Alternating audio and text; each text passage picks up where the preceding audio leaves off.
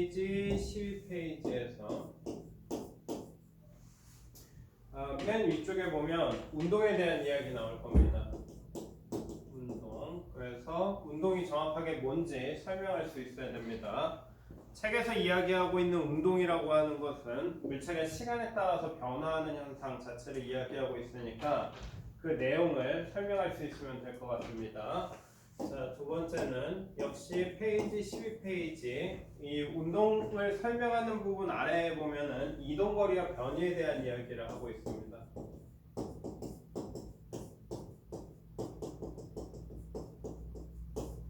그래서 이동거리와 변이를 비교할 수 있어야 되는데요. 책에 나와 있는 그림으로 예를 좀 들어가지고 설명을 하자면 책에 있는 그림에서 보면은 처음 시작점으로부터 동쪽으로 100m 이동합니다. 그리고 나서 100m 이동한 상태에서 다시 50m를 되돌아온다 라고 되어 있는데요. 자, 이렇게 되면 첫 번째 이동거리라고 하는 것은 물체가 실제적으로 움직인 거리의 총합이기 때문에 100m 갔다 50m 되돌아오면 그 결과 150m를 이동한 것으로 나타낼 수 있을 거고요. 변이 같은 경우에는 변이의 경우에는 시작 지점과 끝점의 차이만을 봅니다. 그래서 처음 시작 지점은 여기였고요. 그리고 끝나는 지점은 이 부분이기 때문에 두 사이의 위치 차이가 50만큼 나기 때문에 변이는 50m가 된다. 이런 식으로 변이와 이동거리를 각각 구할 수 있으면 됩니다. 그러면 특별히 문제가 없을 거고요. 세 번째는 페이지 12부터 13페이지까지 내용인데 12페이지서부터 13페이지까지 이제 속력이라고 하는 것과 속도에 대한 이야기를 비교하고 있을 겁니다. 그래서 속력과 속도를 비교할 수 있으면 되는데요. 우리 수업 시간에 다뤘던 예로서는 이제 미끄럼틀이나 롤러코스터의 이야기를 다뤘었습니다. 이때 롤러코스터 같은 경우에는 시작 지점과 끝 지점이 동일하게 끝나기 때문에 이 결과 변이가 0이 되고 시작 지점과 끝 지점이 같아서 변이가 0이 되고 그 결과 속도라고 하는 녀석이 0이 된다라고 이야기했었죠. 그래서 이런 내용들을 비교할 수 있으면 큰 문제 없을 겁니다. 자, 그러면 페이지 넘겨가지고 페이지 14페이지고요. 페이지 14페이지 위쪽에 보면은 속력과 운동 방향이 모두 일정한 운동이 나와 있습니다. 이 운동을 우리는 등속 직선 운동 또는 등속도 운동이라고 부르고 있는데 이 책에 보면 이 등속 직선 운동과 등속 운동에 다양한 예들이 포함되어 있을 겁니다. 그래서 그 예들을 설명할 수 있으면 크게 문제되지 않을 거고요. 자, 이 등속 직선 운동 아래쪽에 보면은 이제 역시 페이지 14페이지에 속력의 크기만 변화하는 운동이 나와 있는데요.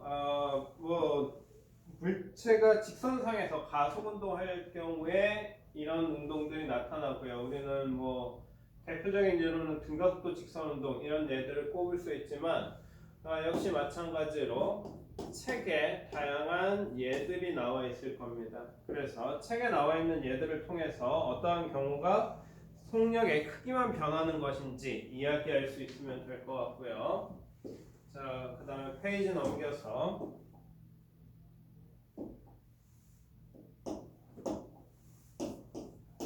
페이지 15페이지입니다.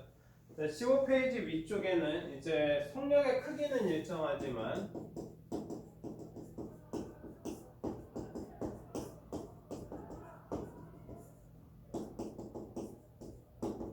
방향만 변하는 운동이 나와 있는데요. 뭐 성량의 크기는 일정할 필요는 없을 것 같네요. 그래서 방향만 변하는 운동인 경우에 어떻게 되느냐라는 건데, 이 대표적인 예로 책에서 이야기하고 있는 건 등속 원운동을 이야기하고 있습니다. 그래서 이 등속 원운동에 해당하는 운동이 어떤 것들이 있는지 책에 나와 있는 역시 다양한 예들을 읽어보면 될 것 같고요. 역시 마찬가지로 페이지 15페이지에 이제 속력과 방향이 모두 변하는 운동을 다루고 있는데요. 이 속력과 방향이 모두 변하고 있는 운동에 책에 보면은 포물선 운동 그림이 나와 있을 겁니다. 포물선 운동 그림. 그래서 아래쪽에 있는 공을 이렇게 찼을 때 이런 식으로 움직이는 케이스가 나와 있을 건데요. 자, 이때 공이 어느 위치에 있든지 상관없이 항상 중력이라고 하는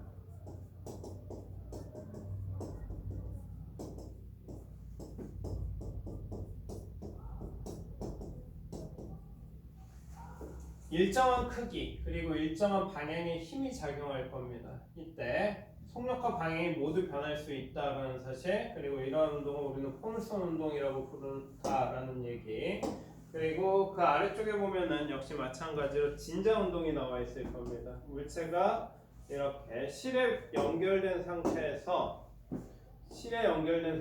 왔다 갔다 하는 운동도 나와 있는데요. 역시 마찬가지로 진자 운동이라고 할지라도 역시 중력에 의해서 나타나는 운동이기 때문에 힘의 크기는 일정하지만 그 속도의 크기와 방향이 모두 변한다, 이런 얘기 할 수 있으면 문제 없을 겁니다.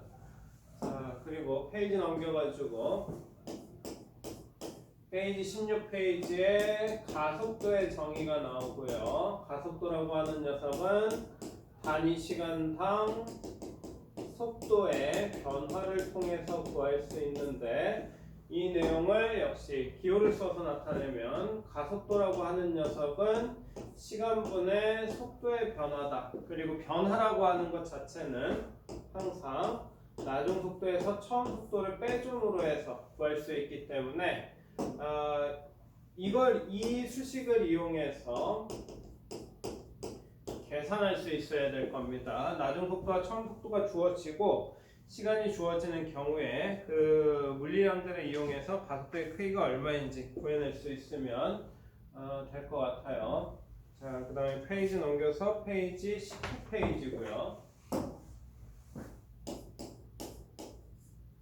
자, 페이지 19페이지 위쪽에는 알짜 힘 이라는 개념이 나오고 있습니다. 그래서 이 알짜 힘을 어떻게 구하는지, 알짜 힘이 의미하는 바가 무엇인지 역시 책에 나와 있는 표현 그대로 설명할 수 있으면 될 겁니다.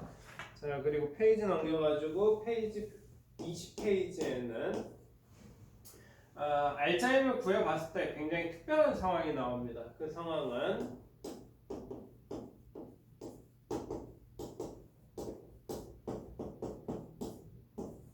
알짜힘의 크기가 0인 상황을 설명하고 있고요. 알짜힘의 크기가 0인 상황을 우리는 힘의 평형이라고 부르고 있습니다. 그래서 힘의 평형이라고 하는 것이 무엇을 의미하는지 설명할 수 있으면 될 것 같습니다. 자, 그 다음에 페이지 넘겨가지고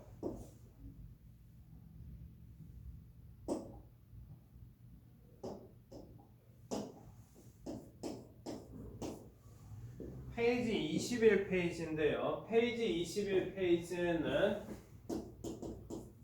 관성 그리고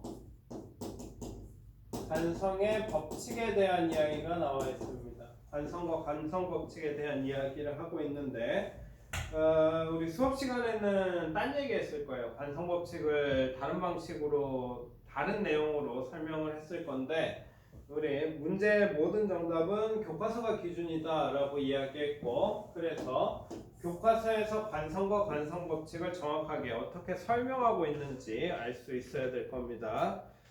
그리고 우리 수업 시간에 얘기했다시피 이 관성과 관련된 현상은 우리가 일상생활에서 아주 손쉽게 접할 수 있는 그런 사례다라고 이야기를 했었죠. 그 다음에 페이지 넘겨가지고 페이지 23페이지입니다. 페이지 23페이지. 페이지 23페이지에는 뉴턴의 제2법칙,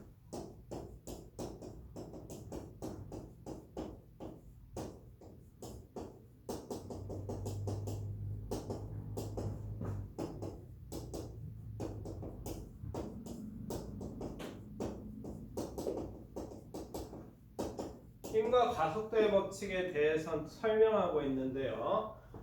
이 힘과 가속도의 법칙을 수식으로 나타내면 이렇게 됐었죠. 힘이 작용하면 질량을 지닌 물체는 가속운동을 해야 된다라는 내용인데요. 우리는 이 녀석을 수업 시간에 해석했었습니다. 그래서 해석할 때 두 가지 해석 방법을 사용했는데요. 수학 시간에 배웠던 비례 관계일 것이냐 혹은 반비례일 것이냐, 이 내용을 이야기했었죠. 그래서 역시 마찬가지로 뉴턴의 제2법칙에 맞춰가지고 각각의 물리량들, 힘, 질량, 각도 사이에 어떤 관계를 갖고 있는지를 설명할 수 있으면 크게 문제될 것 같지 않고요. 넘겨가지고 페이지 24페이지에는 페이지 24페이지에 역시 마찬가지로 힘과 가속도의 법칙인 F는 ma라고 하는 식을 설명해주고 있습니다. 그래서 역시 마찬가지로 이 식을 이용해서 힘과 질량이나 가속도가 주어졌을 때 나머지 값들을 구해낼 수 있으면 될 것 같습니다. 자, 그리고 페이지 25페이지인데요. 페이지 25페이지에서는 이제 스카이다이빙 하는 장면이 나와 있는데, 이렇게 중력의 영향을 받아서 아래로 떨어지는 운동들을 우리는 자유낙하 운동이라고 부릅니다.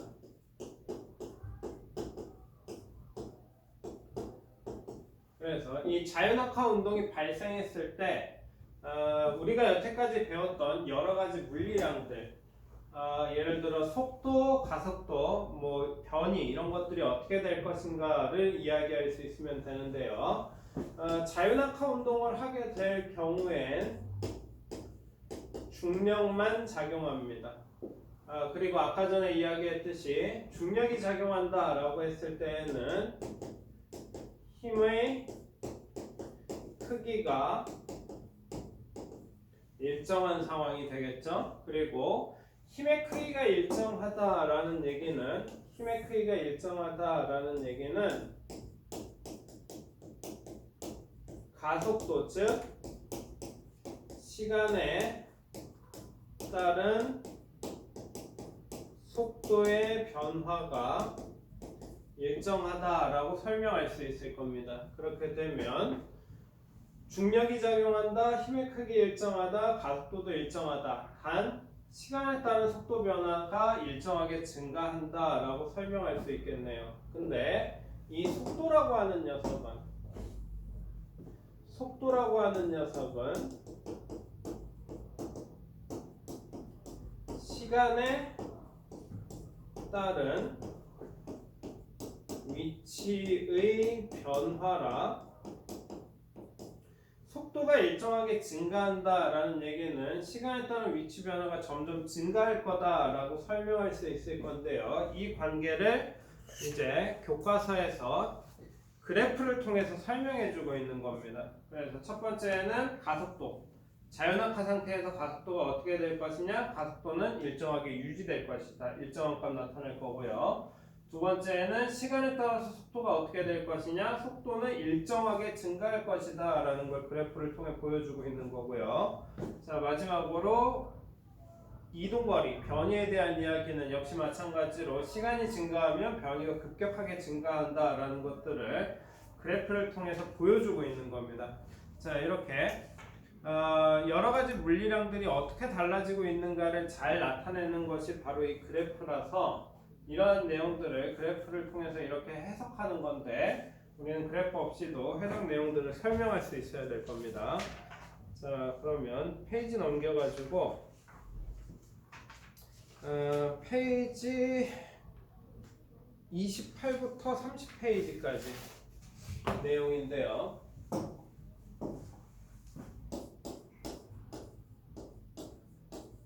여기에는 여러 가지 작용, 반작용의 예가 나와 있습니다. 작용, 반작용. 작용과 반작용 관계를 수식으로 나타내면 이렇게 쓸 수 있을 거고요. 이렇게 쓸 수 있기 때문에 나타나는 결과죠. 얘를 이제 풀어서 설명하면 A가 B에게 주는 힘이라고 하는 녀석과 B가 A에게 주는 힘이라고 하는 녀석이 작용-반작용의 관계이다라는 것을 설명할 수 있습니다. 그래서 작용-반작용의 관계를 찾는 거는 이 물체들을 찾는 거예요. 그래서 두 힘 사이에 힘이라고 하는 것은 두 대상 사이에 주고받는 어떤 상호작용을 의미하는데 그때 대상이 양쪽에서 일치한다면 그 녀석은 우리는 작용-반작용, 이것이 일치하지 않는다면 우리는 작용-반작용이 아니다라고 이야기할 수 있는 겁니다. 단 주의해야 될 힘이 있는데요. 중력이 작용할 때는 조금 조심해야 됩니다. 중력이 작용할 때 조심해야 되는 이유는 중력이 작용할 때는 A에 작용하는 중력이라고 쓸 거고요. 중력이 나왔을 때는 물체가 하나만 등장합니다. 그렇다는 얘기는 앞에 생략된 부분이 있다라는 거고요. 보통 중력이 등장했을 때 생략하는 부분을 지구가라고 채울 수 있으면 작용-반작용을 찾는데 문제가 없을 겁니다. 자, 그러면 페이지 넘겨서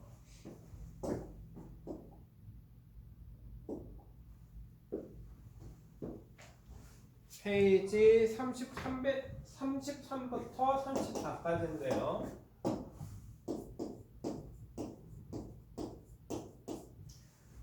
여기에는 이제 운동량 그리고 충격량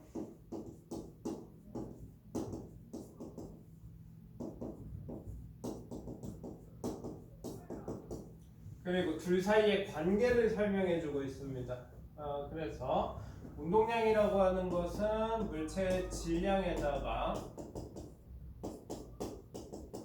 속도를 곱함으로 해서 구할 수 있다라는 거고요. 충격량이라고 하는 것은 물체에 작용하는 힘의 크기에다가 역시 시간을 곱해서 구할 수 있다라는 겁니다. 그래서 운동량과 충격량이 무엇인지 설명할 수 있어야 될 거고요. 페이지 34페이지에서는 이 충격량이라고 하는 녀석을 힘과 시간의 곱으로 나타낼 수도 있지만 이 충격량을 통해서 운동량의 변화를 설명할 수 있다라는 내용이 나와 있습니다. 그래서 해당 내용들, 각각의 물리량이 무엇을 의미하고 그리고 어떻게 구하는지 이런 얘기들을 할 수 있으면 문제 없을 것 같고요. 자, 그 다음엔 페이지 35페이지입니다. 페이지 35페이지에서는 충격을 감소시키는 이야기가 나옵니다. 그래서 충격을 감소시키는 장치가 나오는데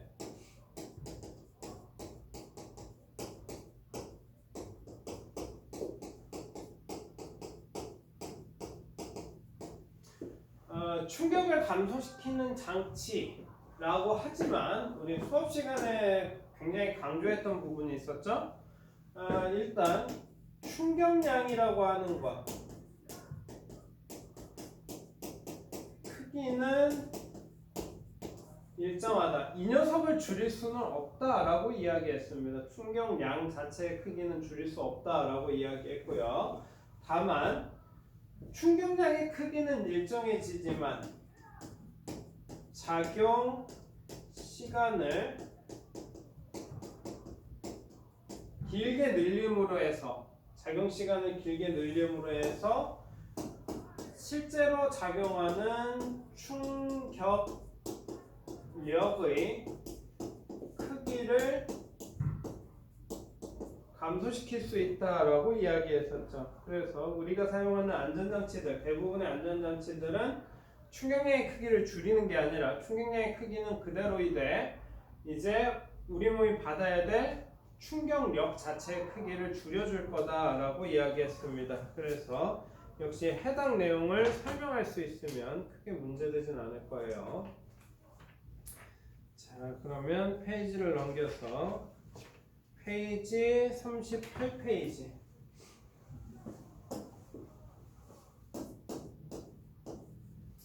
자, 페이지 38페이지에서는 충돌 과정에서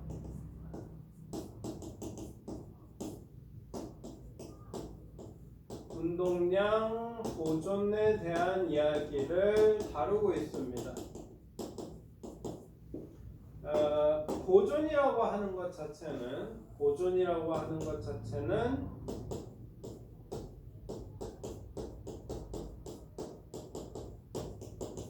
합의 크기가 일정하다라는 것을 우리는 보존이라고 부르는데요. 그래서 운동량이 보존된다라는 얘기는 충돌 전의 운동량의 합과 충돌 후의 운동량의 합의 크기가 같다라는 것을 설명해 주는 겁니다. 그래서 이 운동량 보존이 의미하는 바를 설명할 수 있으면 될 것 같고요. 그 다음에 페이지 39페이지.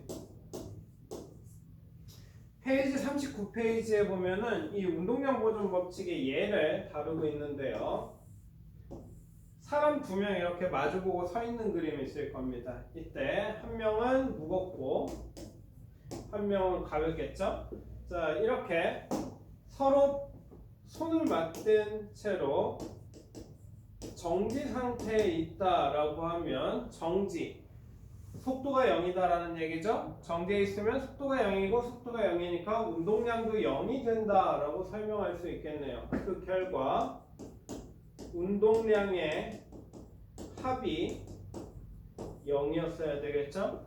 자, 그리고 나서 이 사람들이 서로 손을 이렇게 밀어내서 각각 움직이는 상태가 된다라고 하면 나중 상태에는 무거운 녀석이 갖고 있는 운동량 그리고 가벼운 녀석이 가지고 있는 운동량을 생각해 볼 수 있을 겁니다. 근데 운동량이라는 건 충돌 과정에서 항상 보존돼야 되기 때문에 얘는 처음의 크기 0을 가져야 되겠죠. 그렇게 되면 이 질량과 속도의 관계를 비례 관계로 설명할 수 있을 겁니다. 그래서 이 질량이 커지면 상대적으로 속도가 작아진다 이런 얘기들을 할 수 있으면 문제가 없을 것 같아요.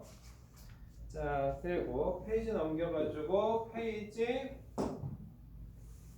41페이지일 겁니다. 페이지 41페이지. 페이지 41페이지에 보면 이제 범퍼카 문제를 다루고 있습니다. 그래서